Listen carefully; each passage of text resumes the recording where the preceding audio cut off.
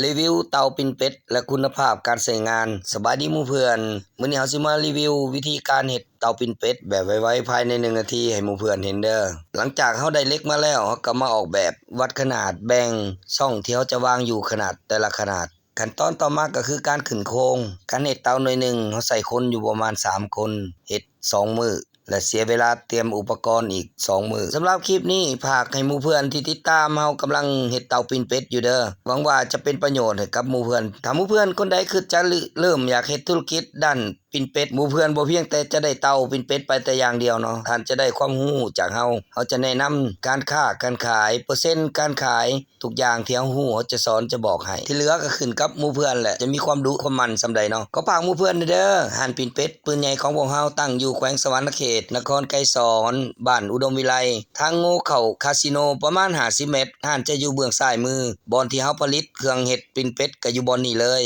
มาแวะซิมอุดหนุนพวกเฮาได้เด้อ